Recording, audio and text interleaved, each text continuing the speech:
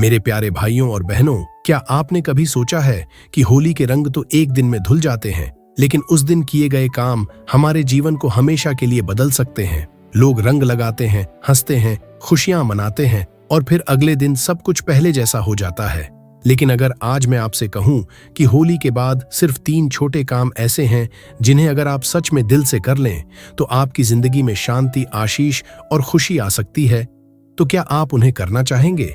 क्योंकि त्योहार सिर्फ खुशी मनाने के लिए नहीं होते, बल्कि खुद को बदलने का मौका भी देते हैं। और आज हम जानेंगे कि यीशु मसीह हमें क्या सिखाते हैं कि हर खुशी के बाद हमें क्या करना चाहिए, ताकि हमारा जीवन सिर्फ रंगों से नहीं बल्कि परमेश्वर की कृपा से भर जाए। इसलिए इस वीडियो को अंत तक जरूर देखिए, क्योंकि तीसरा काम आपकी सोच पूरी तरह बदल सकता है और शायद वही चीज है जिसकी आपको लंबे समय से जरूरत थी। होली का दिन खुशी का दिन होता है। लोग पुराने गिले शिकवे भूल जाते हैं, एक दूसरे को रंग लगाते हैं और गले मिलते हैं। लेकिन अक्सर हम त्योहार खत्म होते ही फिर से उसी गुस्से, तनाव और चिंता में लौट जाते हैं। यही कारण है कि यीशु मसीह हमें सिखाते हैं कि खुशी सिर्फ एक दिन की नहीं बल्कि जीवन जीने का तरीका होना चाहिए। जब लोग यीशु के पास आते थे तो वे सिर्फ चमत्कार नहीं करते थे, बल्कि लोगों का दिल बदल देते थे।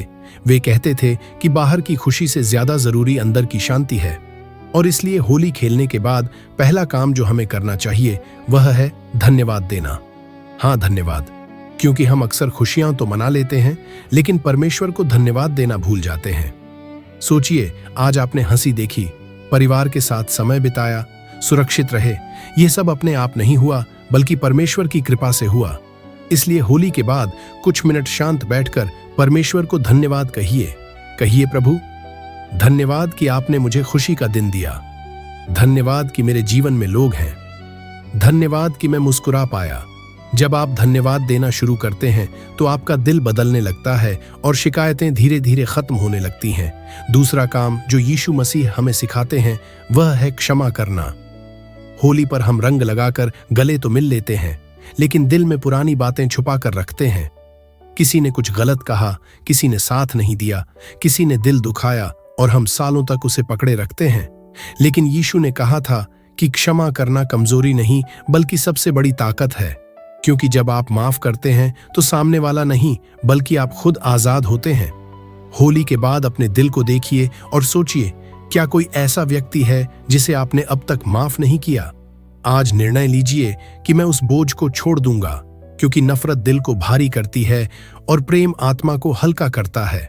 जब आप माफ करते हैं तो आपके अंदर शांति आने लगती है और परमेश्वर का प्रेम आपके जीवन में काम करने लगता है। तीसरा और सबसे महत्वपूर्ण काम जो होली के बाद करना चाहिए वह है प्रेम बांटना।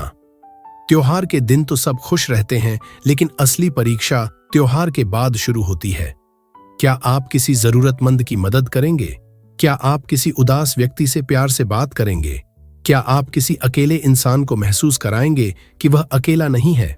यीशु मसीह हमेशा गरीबों, दुखियों और टूटे दिल वालों के पास जाते थे, क्योंकि वे जानते थे कि सच्चा धर्म प्रेम में है। अगर आपने होली खेली है तो अब रंगों को कर्म में बदलने का समय है।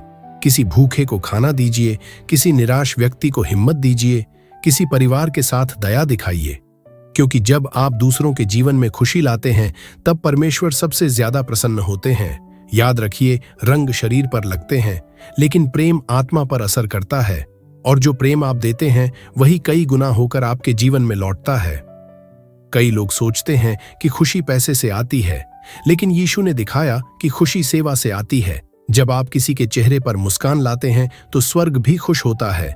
इसलिए आज निर्णय लीजिए कि होली सिर्फ एक त्योहार नहीं बल्कि एक नई शुरुआत बनेगी।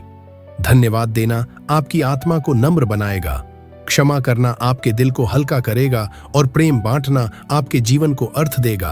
और जब ये तीनों चीजें आपके जीवन में आ जाएंगी तो आप पाएंगे कि आपकी सोच बदल रही है, आपका गुस्सा कम हो रहा है और आपके अंदर एक नई शांति जन्म ले रही है। यही वह जीवन है जिसकी शिक्षा यीशु मसीह देते हैं। एक ऐसा जीवन जहां खुशी परिस्थितियों पर नहीं बल्कि विश्वास पर निर्भर होती है। इसलिए आज जब होली के रंग धीरे धीरे मिट जाए तो इन 3 कामों को याद रखिए: धन्यवाद देना, क्षमा करना और प्रेम बांटना। अगर आप ऐसा करते हैं तो आपका हर दिन त्योहार जैसा बन सकता है। और आपका जीवन परमेश्वर की आशीष से भर सकता है। और अगर आपको यह संदेश अच्छा लगा हो तो अभी दिल से एक मुस्कान दीजिए।